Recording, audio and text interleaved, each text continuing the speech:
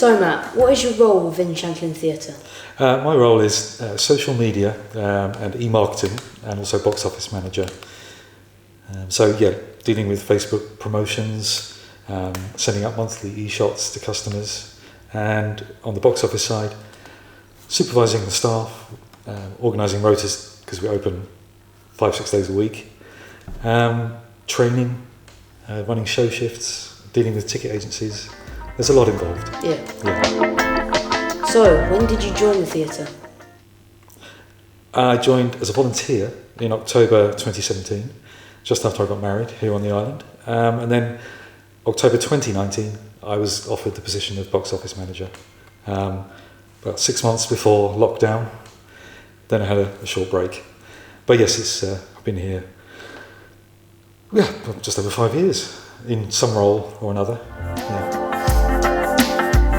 So, have you worked for other theatres beforehand, or is this your first time? This is my first time in a theatre. I moved from the mainland in July 2017.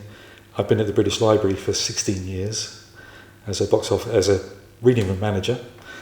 I had a few jobs on the island when we first moved here, and then, well, luckily enough, as you know, I started as a volunteer and ended up with a full-time job here. So, could you tell me a bit about the history of the theatre? Yes, certainly. This building was first put up in 1879 as an institute, and then it became a town hall. In 1934, it became a theatre.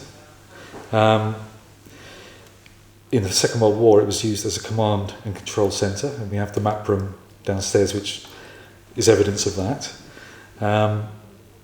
But in 2007, the Isle of Wight Council decided that this theatre wasn't financially viable for them, and they announced that they were going to close it down. In 2008, some local theatre enthusiasts got together and formed FOST, the Friends of Shanklin Theatre, with an aim to fight the closure.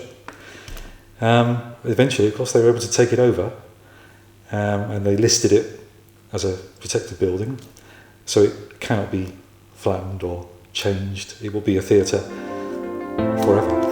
Yes. What's your favourite aspect about the theatre? Oh, right. I would say, I think there's a lot of things I love about working here. But mostly, I think the buzz and the excitement when there's a show on. You know, it could be a local drama group, it could be a celebrity, it could be one of my favourite bands, whatever. There's always a buzz of excitement about the show being on. And on the flip of that, when the theatre is empty, it's strange. But I think that's probably my favourite thing. And also the sense of community. You've got so many volunteers here running the theatre. There's that community feel about it as well. Yeah. So, on the flip side of that, how do you feel the theatre could be improved upon? Okay. As we just talked about, we can't make... The building is protected, and it's very hard to make any changes to the building. We would like to put a lift in to improve access to the balcony, but we can't do that. Also, something we need to do is get ourselves out there in publicity. A lot of people come to the island on holiday and they don't know there's a theatre here. So it's making people aware that we're here and we've got a lot of shows on. Yeah, something for everybody. Yeah, absolutely. Yeah. So could you tell me a bit about the wide variety of jobs around the theatre? Certainly, yes. Well, I manage just over 20 volunteers in the box office, looking after ticket sales and running the show shifts. We've got a team of ushers that you've worked with, guiding people to their seats and watching over people during the show, making sure they're safe. We also have a bar team running a very successful bar on show nights. There's a housekeeping team that clean up after every show. Maintenance team that do the endless repairs on the theatre and refurbish dressing rooms and all that sort of thing. We have a team of gardeners that look after the plants at the front of the building. And then we have a prize draw team who raise funds by selling tickets during the shows for a monthly draw. Lovely. expanding on what we said earlier, could you tell, for the people that don't know, tell me a bit about Friends of the Shanklin Theatre? Yes. Okay. So Friends of Shanklin Theatre, also known as FOST, they saved the theatre in 2008, and they built up a regular team of staff. So we have about 70 volunteers picked from FOST members. There's well over 700 FOST members who just support the theatre with a membership, and their role is to staff the theatre and to raise funds as well at events and sell merchandise and things like that on behalf of the theatre. Amazing. Yeah. As the building is old, what are the challenges in maintaining such an exquisite bit of engineering? I would say the main challenge is going to be the costs. There's always repair jobs to do. There's always refurbishing and updating jobs to do. Recently, our wonderful maintenance team have been redoing all the dressing rooms so they're of a standard. And similarly, there's a corridor under the stage which they've also improved all the dressing rooms along there. We've had much bigger jobs done during lockdown. We had a new fan put in the ceiling. That cost thousands of pounds. We've had new boilers installed as well. We can get grants for these, and we have used grant money combined with donations to pay for these jobs. But it's always ongoing. Yeah. There's plenty of things to check, to paint, to improve. It never stops. So how would you say the theatre has helped the local community around it? Okay, well, I think as we know, it provides plenty of volunteering opportunities for the local community. It gives people, if you like, a hobby to come here and staff the theatre. But also it brings a lot of business to Shanklin, keeps Shanklin thriving financially. So people will come for a show, but they'll maybe have a meal first, so the local restaurants will benefit from that, and the local pubs as well. So yeah, it really helps Shanklin as a town. Yeah. So could you tell me a bit about how the pandemic has affected the theatre? Certainly. It has had a big effect on the theatre. I was furloughed for 4 months in 2020, and volunteers took over my role for that time. We had to move, we made 100 plus show moves, postponing them and again and again. Thousands of refunds made. Don't know the total of money given back, but we're still dealing with the after effects of COVID, in the fact that there are still shows that are rescheduled till later in the year, and for those, people can still have refunds if they booked at a certain time. But luckily for us, with so many volunteers staffing the theatre, we have survived. Yeah. So that's down to the volunteers, really. Yeah. So quite an important question, Matt. How could people volunteer to help the theatre? Okay, they can come along to the theatre and speak to us in the box office. They can speak to someone at a show, perhaps. They could send us an email, get in touch through the Friends of the Theatre website. But there also are events that we have. So we have every month, first Saturday in every month, we have a coffee, cake and chat morning. They can come along and they can speak to volunteers, and they can sign up and join FOST, and then from that become a volunteer in one of the many positions that we've got here. Could you tell me a bit about the FOST membership programme and the name a seat idea? Yes, okay. So the FOST membership is £12 a year. There's also, if you want to be a patron, you can have that option, or a corporate member. You get benefits like special prices on shows where we can negotiate that with the artist. You also get pre-booking if they want to offer that as well, booking before it goes on general sale. There's a quarterly magazine called Stage Right, and that's sent out by email, or you can have a hard copy.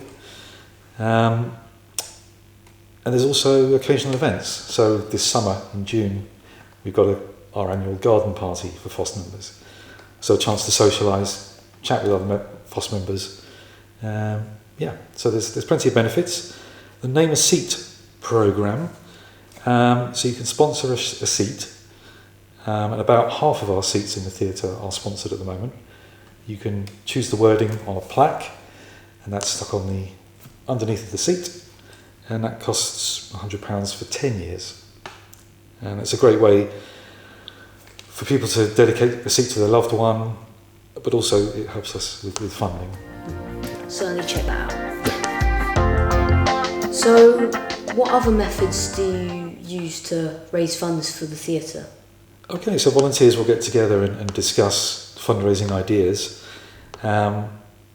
We did a sponsored walk when the theatre was shut down for COVID. We did a sponsored walk, raise money there. We have coming up, a guy called Jake Curran has very kindly organised a second drumming and strumming online event for Shanklin Theatre. That's April 28th. We also attend local events like regattas, carnivals, which are back this year, hopefully. So we'll be there and have a presence at those to encourage people to join FOST and to donate and so on. And also part of this year, we're also part of this year's Isle of Wight Walking Festival. We have a couple of walks on the website which are based in Shanklin with a visit to the theatre as well. So that's, and also obviously we have bucket collections at the end of every show to raise money. Fantastic. So following on from that, how has the theatre adapted to the changing markets throughout the years? Okay. So when the volunteers first took it over, the council said it was not financially viable. So they took it over. I think they made changes to the seating plan to maximise the number of seats we could get in to the theatre. And they've changed perhaps the type of shows that come here. Comedians have become really popular here. We get a lot of the big name comedians. The theatre is now on the comedy circuit for a lot of comedians. Also, a recent change has been the introduction of e-tickets. We went with launching e-tickets in March 2020, and that date was obviously when we were shut down.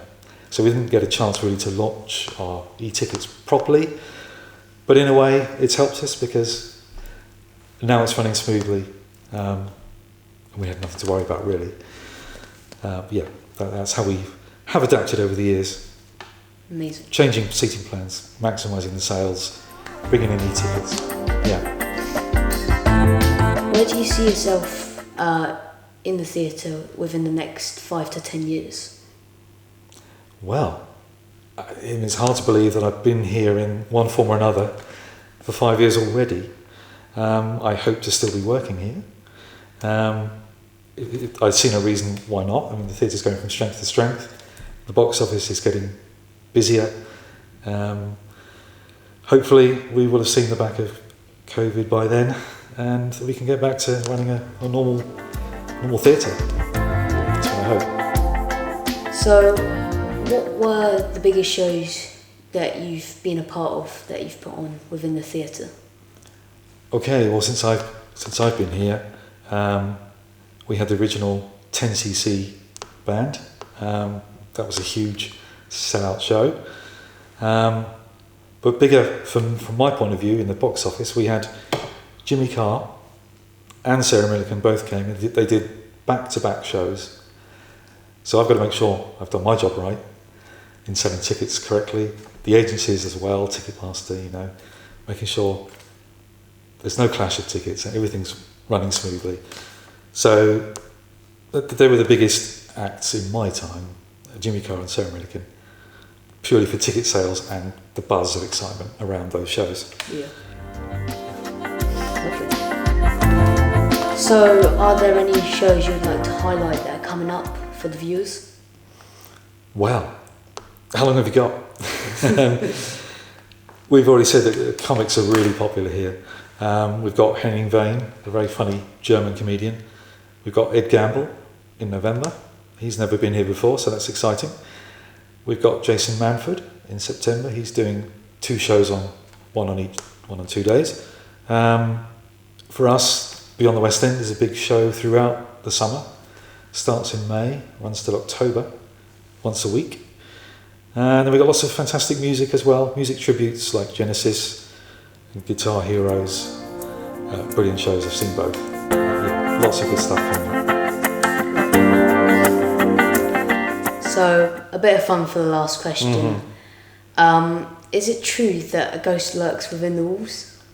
Is it true? Well, there's certainly plenty of stories. You can talk to a lot of people here and they'll have a ghost story for you. We're sitting in a room where we've got 2 mirrors opposite each other, which is supposed to be unlucky. Personally, I don't have a ghost story to share.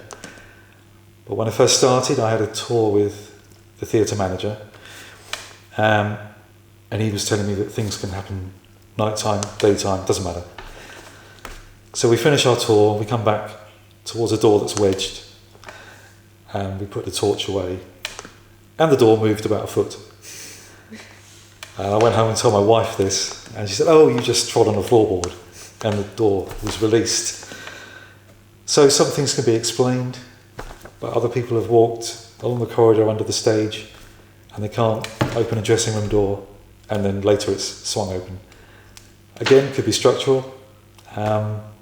People have been on stage, cleaning the stage, and they think they've bumped into someone on the other side of the curtain, and they apologised, and there was no one the other side of the curtain. We had a guy working here overnight once, checking electrics and making sure the equipment's safe. It's a yearly check. He experienced something, and he said he would not work overnight again. I think it was a door slammed somewhere in the building at about 3 a.m. And he will do his work in the daytime. Yeah. From now on. Matt, it's been a pleasure. Thank you very much. Thank you, Olly. Cheers.